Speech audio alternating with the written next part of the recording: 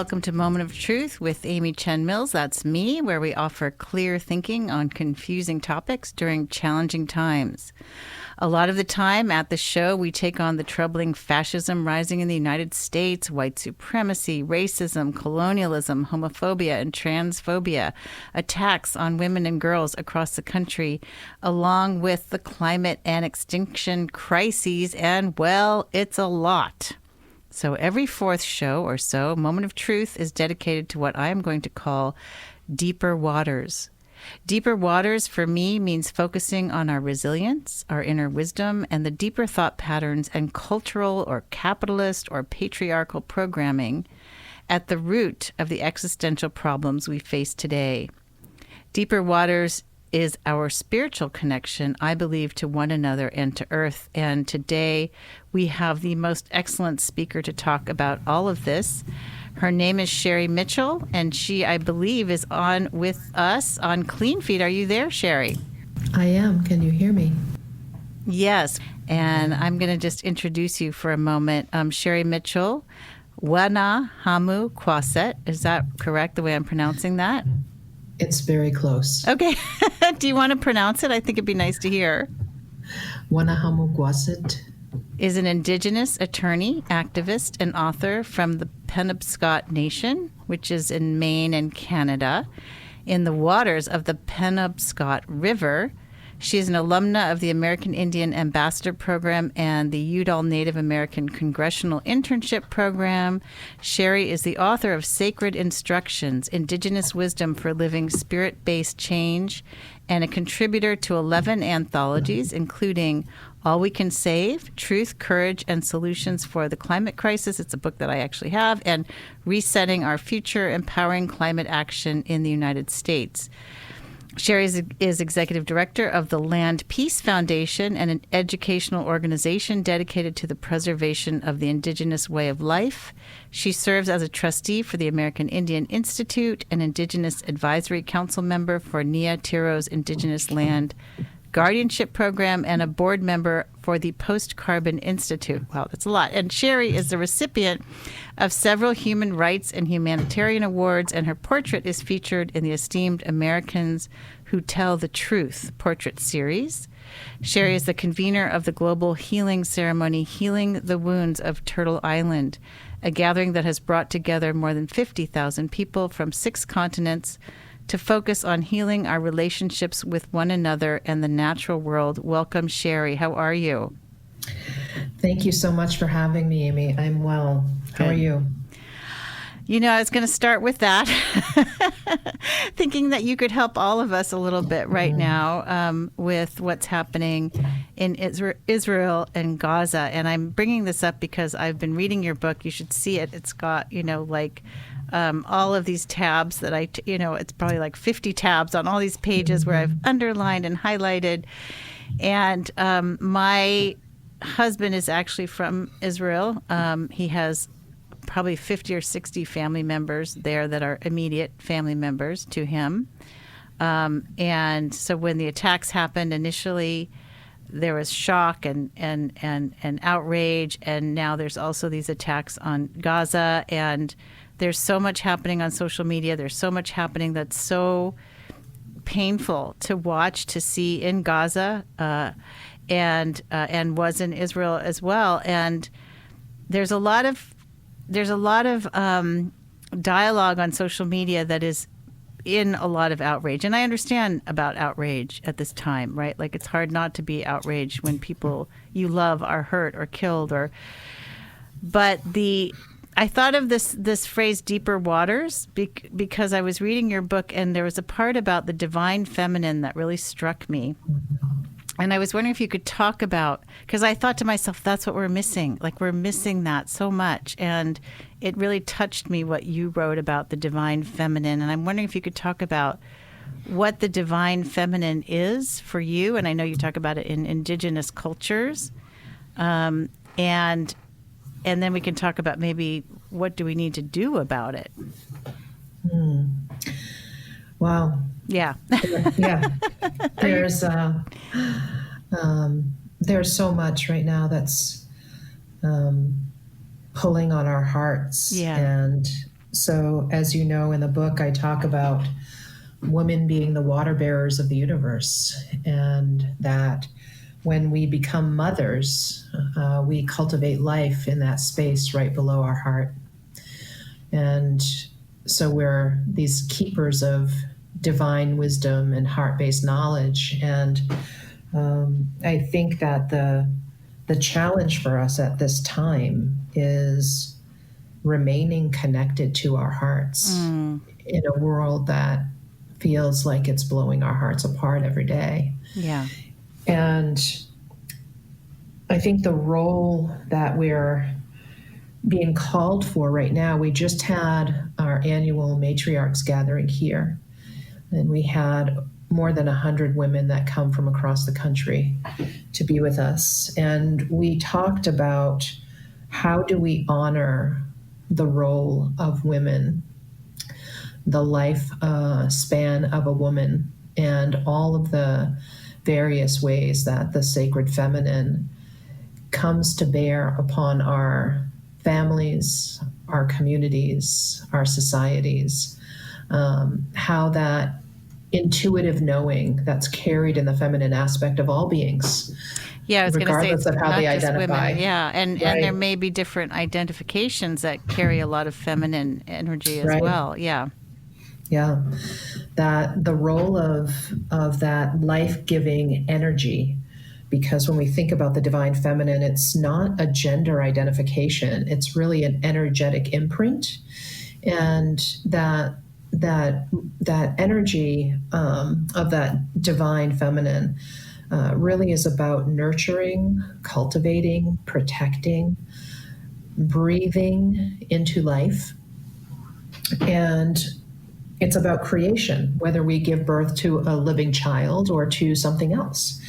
And so when we think about what has been created, what has been birthed into this world through our collective imagination, taking responsibility for what we have created is very, very painful. And I think that we need to really learn how to grieve the old narratives that we have been living under. We have to be willing to let go of the stories that we have identified ourselves with so strongly, because we have adopted these identities that are based in old stories that are not evolved in the ways that our consciousness needs to evolve in this moment. And so when I'm thinking about that sacred mother energy, what I'm channeling into my body is an intuitive knowing that goes beyond the confines of the mind of the current society. Something that sees beyond the limitations of our fear-based way of being in relationship with one another, and is connected to that thread of life that gives us the opportunity to continue to exist into the future. When we can tap into that wisdom that has spanned time and been connected to our existence since we were first seated here on this planet, and actually is reaching through us to the future, then we're in alignment with what we need wisdom-wise in order to be able to survive the challenges of our time. I was listening prior to the program beginning to the program that was on before yours. Yeah. And they spoke of my dearly beloved brother, Bayo Akamalafi. And I was messaging with Bayo this morning about how we have another dear friend of ours who's in Australia, and they just voted not to recognize the Aboriginal people in Australia in their constitution. I saw that. And I was messaging that, there are so many things that are distressing during this time. And, one of the things that we talked about, but, have to develop further in our thinking is the fact that, there's this huge cloud of dust that is present right now in this moment of deep-seated upheaval. It's not just a cloud of dust in one region. It's this large cloud of dust that is circumventing the planet right now, and it's distorting all of our vision.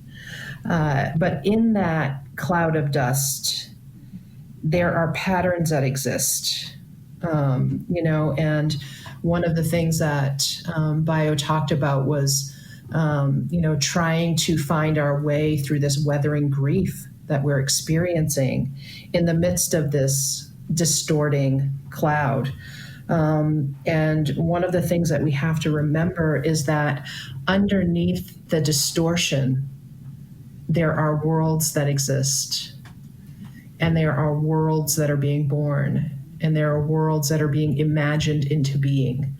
And how do we become intent on seeking those worlds beyond the distortion of what has been, and beyond the deep pain of what we have created within the illusion of our separation and in the distortions that have prevented us from seeing one another with humane eyes. And so, here we are in this moment of suffering, deep in the birth canal, unable to see, feeling immensely squeezed by this pressure, and not knowing what's on the other side of this, and forgetting oftentimes that we have the power to be able to imagine that next thing into being. Yeah. And so even though it's a very painful time and we're weathering these storms together collectively, we also have the capacity to collectively be birthing a new way of being into life. Yeah. Yeah, I'm talking to Sherri Mitchell, if you've just joined us, who is the author of Sacred Instructions and has written a lot on climate change and Indigenous wisdom for Indigenous people, and I think for other people as well. And one of the things I wanted to ask you about this divine feminine, I'm just going to read this passage from your book because it really struck me. This is from Sacred Instructions, page 122. Unfortunately, the voice of the women in its purest form has been missing from the public dialogue for too long. Mm-hmm. As a result, life has gone into disarray.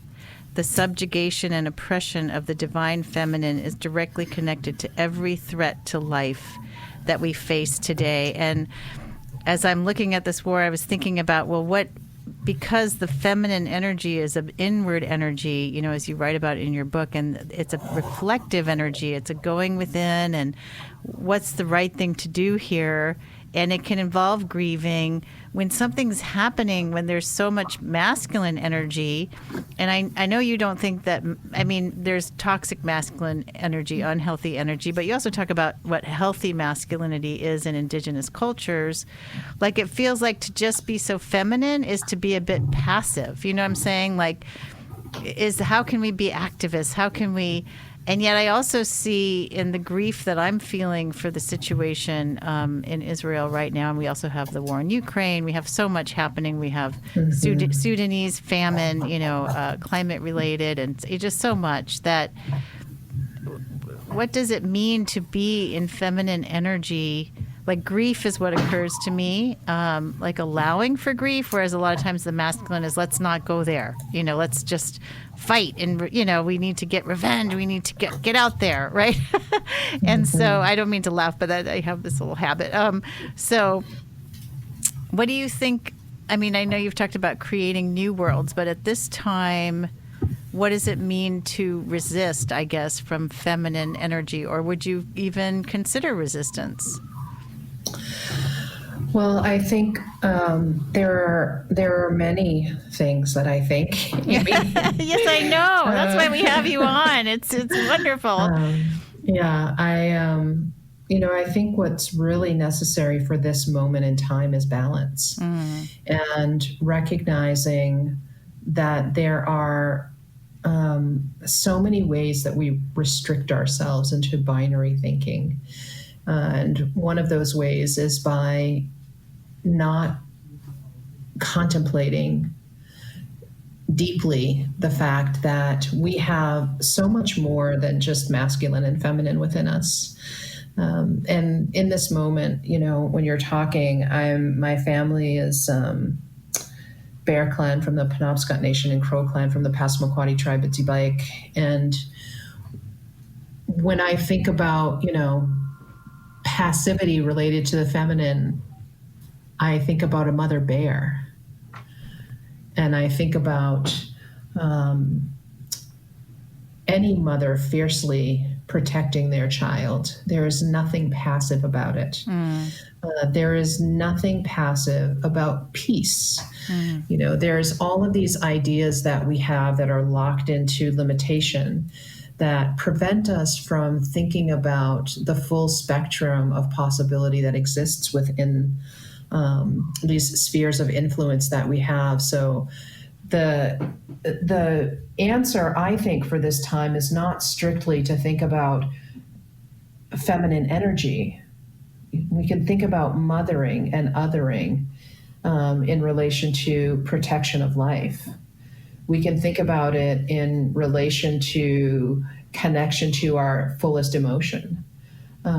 We can think about the aspects of that wisdom being made manifest through the partnership with that masculine external energy.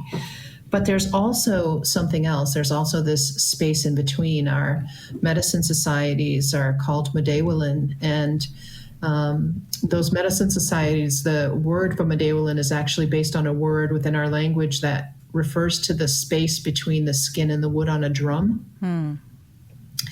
In recognition that it is in the space in between where life really develops, where the magic really happens. We have this space in between right now, between this masculine and feminine, where there is a possibility for us in this moment that has largely gone unimagined. And we don't know how to behave in the face of such immense pain and suffering. And we don't have time to catch our breath because we're living in a society that is a survival society. It's a survival culture, where there's so much grief that there's no time for us to adequately mourn. There's no time for us to be able to take a deep breath in order to allow the sobs within us to emerge. Because there's one thing after another, after another, after another that prevents us from being able to breathe through our grief. And so how do we adequately show up for this moment if there's no space for us to breathe between moments of grieving? And that's where we have to enter into community. That's where we have to allow ourselves to be surrounded by those who have the ability to be able to hold space for us, to be able to take a deep breath. And then we can in turn hold space for them to take that deep breath, because being able to feel the fullness of this moment is essential for our survival into the future. If we don't feel the fullness of the pain of this time, then we will be too disconnected from the things that have to be done in order for us to survive. And so how do we hold one another in this time in order for us to be able to sink into the fullness of that grief, I think is the challenge before us. Not just, is it a mother that leads us into our connection to emotion, or, is it a father who says, now, that's enough of that, let's move on. How do we hold the mothers and the fathers who are grieving the loss of their children? How do we hold those children who are grieving the losses of their mothers and fathers? How do we grieve for generations who are losing all of their elders, the wisdom of those elders? There's so much there that we have to come forward for. We have to be able to hold one another in the midst of pain. And so in the book, there's a chapter on grief, trauma, and intimacy. And this moment calls for us to be present with the full measure of our pain just for a moment without having to try to solve it or resolve it. Yeah. To just be present with it so that we can fully understand it, so that we can let that grief within us know that there's a safe place to exist in the presence of that grief. And this is what we have not allowed ourselves the space for. We have not allowed ourselves to be fully present with our grief. And so until we're able to do that collectively as a group, I don't know how we move through the deep wounding of this time. Because as you said, there's so much going on right now that appears to be a shift away from life. It appears to be a shift toward greater violence. It appears to be a shift toward greater destruction. It appears to be moving us away from the life that we most want. However, is there something in there that's helping us come closer to who and what we most want to be? I think that I was, 18 or 19 years old, and I thought I was really clever. Realize that we often don't figure things out until we realize that it's not what we thought it was going to be. And that realization of what we don't want, what we cannot allow, becomes fundamental to the development of becoming who and what we want most to be, who and what we are being called to be. And I think that that's critical during this time. I had a conversation with my partner the other night about, who are we in truth? Are we the person in this moment who is most flawed? Or are we the aspirational version of ourselves that we most want to be? What I said to him in that conversation was, I believe that it is our truest selves who calls us forth in the aspirations that arise from within us. And so is it the truest self of our species that is calling us forward during this time, causing us to experience the deepest pain of this moment so that we can rise out of it more closely aligned with our own fundamental truth? I hope that that's true. Yeah. I keep thinking, what keeps occurring to me is ceasefire. Give us time to grieve and sort things out and what's happening. It's just all happening so quickly. Of course, I don't have the power to call a ceasefire. I did call my representative, but you're talking about, what our aspirations are. And in your book, you talk a lot about connection to Creator. And I want to get into that because I feel like that's something that we can immediately all have access to and super important. We're going to go to a quick break, and then we will come right back with Sherri Mitchell, author of Sacred Instructions of the Penobscot Nation.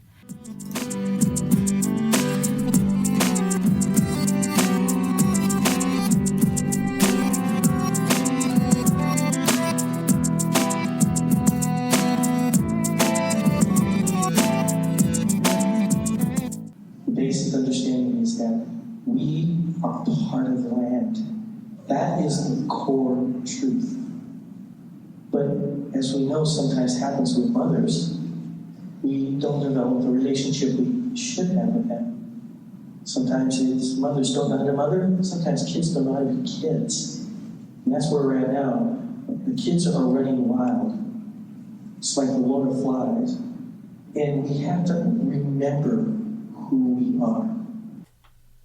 That was Greg Castro, co-founder and advisor to the California Indian History Curriculum Coalition at CSU Sacramento, promoting accurate school curriculum. He is now culture director of the Association of Areme Tush Alone, advising within their San Francisco Peninsula homelands.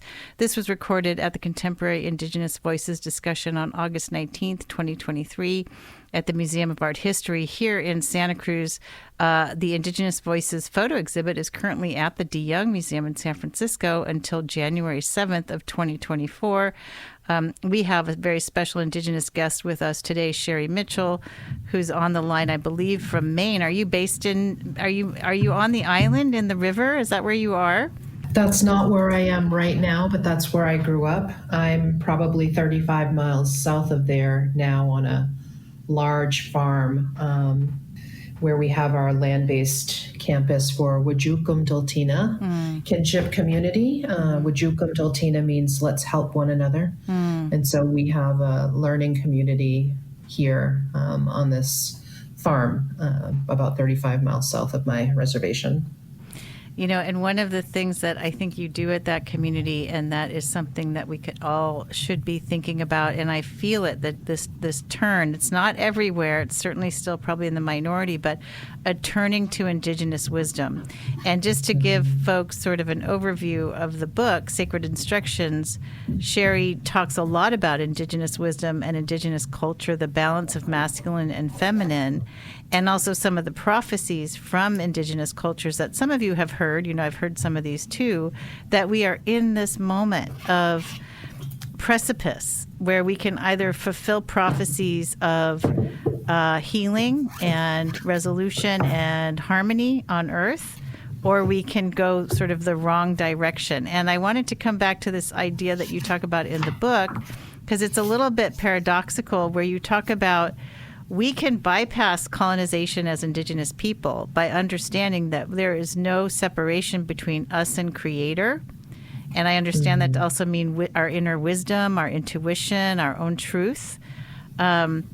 And so that's really hopeful to me, you know, and you talk also about like changing our thinking, our thought patterns. I'm not sure if you word it quite that way, but it's something that's in my background quite a bit, is looking at thought, looking at our innate wisdom. And that strikes me as something that can be immediate for people. Like the idea to, like, rather than go straight into revenge or anger, to go into grief, to allow those feelings could happen for anybody, right? So you talk about this very immediate, like, things could change quickly if our paradigm shifted and we all turn toward Indigenous cultures, or, you know, whether that's your Indigenous culture or our own Indigenous cultures. And then you also talk about, I don't know how you want to, you know, share this out to the world, and it might be difficult, but there's a paradox there, because you also talk about knowing that we are connected to all of life, that it's kind of eternal life in all things. We also have patience. And I feel like somehow those two things relate, or I don't know if you have any thoughts about these things that I read in your book, but they were inspiring to me. Well, I'm happy to know that the book is inspiring. I should have read it again before we talked. It's been it came out in 2018 and was written about a year prior to that. So it's been a while since I've read through it, and you know, I never remember exactly what I say when I speak. So, but thinking about the paradox of time and immediacy. In what we're dealing with right now, one of the stories that we have within our tradition tells us that this is the fourth time that we have been here, that we have been seated here on this planet 3 other times, and we've failed to find our way and have had to exit the planet as a species. When we think about the possibility of that being true, there's a long game in there that starts to appear. And I've thought a lot about this because people oftentimes will ask me, how do you remain hopeful in a world such as this? And, you know, when the possibility of us having to exit the planet is mounting as a result of our own behavior and our unwillingness to look at things like climate change and the dramatic impacts of ongoing, never-ending extraction and overconsumption, and we're like children who don't realize that there's a possible consequence for having too much. And so, you know, we have to be able to find within that potential reality that we're going to be exiting the planet some type of solace. And for me, that comes through our stories. There's a research that was recently done that said that Indigenous and Aboriginal stories may be the most accurate human historical record available to us at this time. And interestingly, they talk about the Aboriginal stories from Australia that are proving out through the geological record as it unfolds about 65,000 years of accurate ecological data. So when I think about the long history of our storytelling, when I think about the possibility of this being our fourth time here, that provides patience.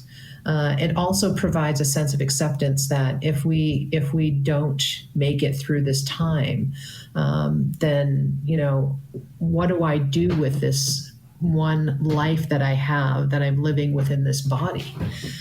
Do I give up? Do I surrender myself to that grief, to that despair? Or do I work very, very hard in this moment to try to get us further along than we've ever been? And I feel like having the long history of connectivity to this place,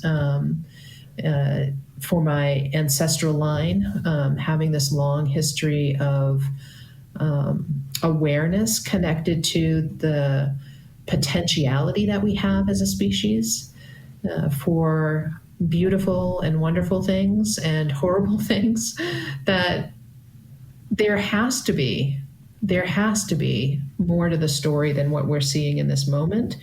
But that doesn't prevent us or prohibit us or relieve us from having to deal with what's in front of us right now. And so, I think we get challenged by short-sightedness, and then we get daunted by long vision. And somewhere in between there is the space for us to be present in the moment that we're in, which is what all of the great spiritual teachers of the world have told us that we have to do. So, we are people of an oral tradition, and that oral tradition carries stories forward generation by generation by generation by enlivening the story within the generation that is present in the moment. And so if I'm thinking about the history of that story going back all the way back, through my ancestral line, and the continuation of that story going forward through my grandchildren and hopefully one day great-grandchildren, there's a point in time where I am present in the moment with the enlivening of that story. And I hold responsibility in that moment of enlivening for being the storyteller. And so who are we going to choose to be in this moment of storytelling? What is our role going to be in enlivening the story of this moment while remaining connected to the thread of story that goes back to the beginning of our existence as peoples? and carrying that forward to those who will tell those stories in the future. We hold a great responsibility for the narratives that we are enlivening in this moment, because they frame the future reality that we're going to be forced to live within. Yeah, you talk about that in the book. I'm just going to remind you of bringing, thinking ourselves about the seventh generation. What kind of future do we envision for them, at least contextually, for them to live in? How do we contribute to that?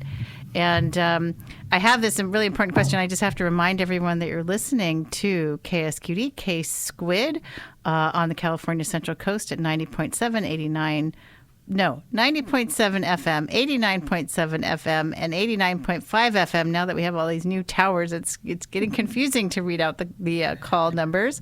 And we're talking with Sherri Mitchell, who is the author of Sacred Instructions and brings Indigenous wisdom forward at this time. She is the executive director of the Land Peace Foundation. Did I say that right?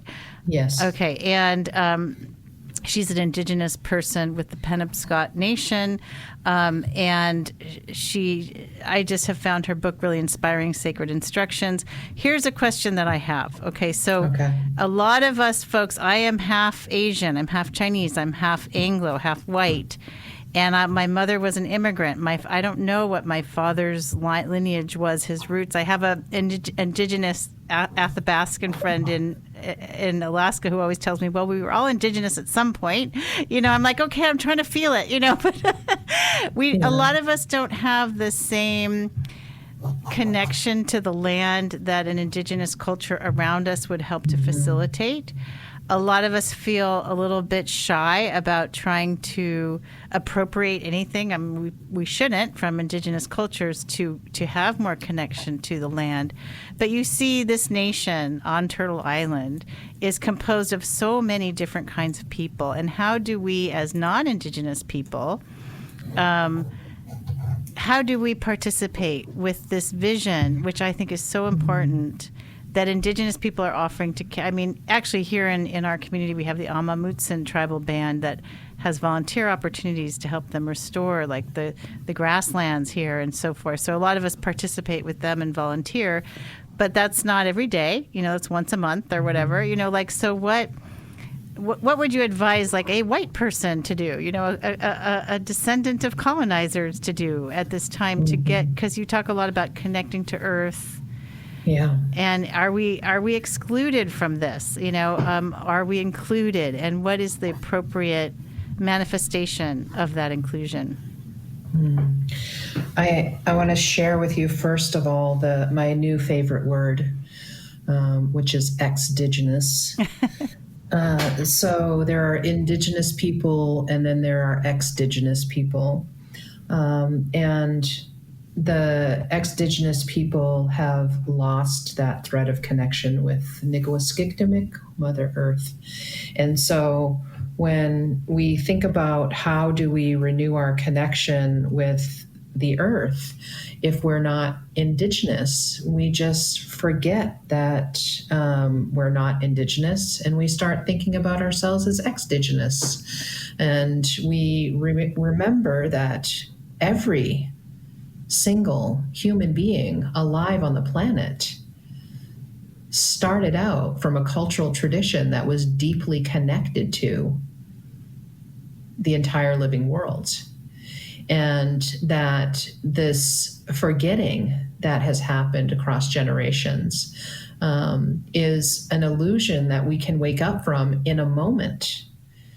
One of the things that happened for me, for my benefit, is I got a parasite when I was working with some of the Maya in Guatemala, and became very sick for about 18 months, and then have suffered with some pretty severe digestive issues ever since then. And one of the things that I learned during that time was that if I laid on the ground, if I physically put my body on the earth, I would feel better. And so I at one point in time, I had been an environmental activist out in the world fighting the powers that were harming Mother Earth for a long time. And I remember one time in this process of being very sick, where I had laid this thin orange blanket, because orange is supposed to be the color of vibrancy and life, on the ground. And I laid down and I was really trying to connect with the earth. And I was laying on my back and I rolled onto my stomach and I just really concentrated on reaching my heart energy out to the heart of Mother Earth. And for the first time in my life, someone who was raised to understand my deep connectivity to the natural world, who grew up in a culture that was deeply aligned with that way of knowing. For the first time in my life, I had this profound experience of feeling the Earth Mother reach back. And it was because I had opened myself to the possibility of sending my love out that I had allowed myself to feel the love of the earth coming back toward me. And there are countless people that I know, both indigenous and ex-indigenous, who have had moments where they extended a hand of love to the earth and had felt that reach back. And I think that it really is a matter of getting out of our own way, that we have that experience. We're talking with Sherri Mitchell. Her book is called Sacred Instructions, and the subtitle is Indigenous Wisdom for Living Spirit-Based Change. And what I loved about this book was that it was so resonant with my own understanding, my own spiritual understanding of life. I'm going to read this quote from your book because it talks about everyone, indigenous, ex-indigenous, and it does seem to me like we all need to get in touch with our love of earth. I hug trees sometimes, and I'm seeing on social media like these interesting videos of animals showing up, and we're animals too, but like you say, four-leggeds and the ones fish in the sea and so forth, whales behaving in these very interesting, like hyper-intelligent ways where they seem to be like expressing messages, and communicating in a deeper way than I've ever seen animals behave or think or do. And let me read this. Everyone possesses the same ability to shed their illusion and see the world as a unified whole simply by expanding their awareness and shifting their vibration. Once we have mastered these vibrational shifts, we can begin to shift the reality that we live in to one that is more harmonious and balanced with our divine source. In other places in the book, you talk about just the conditioning of colonialism and capitalism and patriarchy. We only have about a minute left in the show. I'm wondering if there's anything Sherri, I'm sorry we don't have more time. I'd love to get you back on sometime. But if you have anything you'd like to add to that. I think that we're living in a time where the natural world is really communicating with us. And so we have people across the world who are experiencing emotions that they can't explain. Deep grief, incredible loneliness during times where they had normally felt connected, waking up in the night with panic attacks. And what I have suggested to people is that this is not something that is wrong with us, but something that is being righted within us with the guidance and assistance of the natural world. So the thought I'd like to leave people with is the possibility that when we're waking up with deep grief, or experiencing it while driving down the road, that maybe it's not our grief that we're feeling, but the grief of the mother whale who carried her baby around for 17 days, trying to show us what we are doing to their ecosystem. Maybe the loneliness that we're feeling is the loneliness of the last white rhino on the planet who has nobody left in their species to communicate and connect with. Maybe all of the things that we're feeling within our body right now are emotions that are intended to guide us back into right relationship with life. And what if, rather than looking at those things as something being wrong within us, we started looking at those things as guideposts on a map that were leading us back to the very thing that was most right about who we are. Oh, thank you so much, Sherri Mitchell, author of Sacred Instructions, Indigenous Wisdom for Living Spirit-Based Change, also the executive director of the Land Peace Foundation. Please go to the Land Peace Foundation website at landpeacefoundation.org. That's all one word. You can also find Sherri, and you can type in Sacred Instructions on Instagram and Facebook and find Sherri as well. Thank you so much, Sherri, for joining us. It was an honor to have you.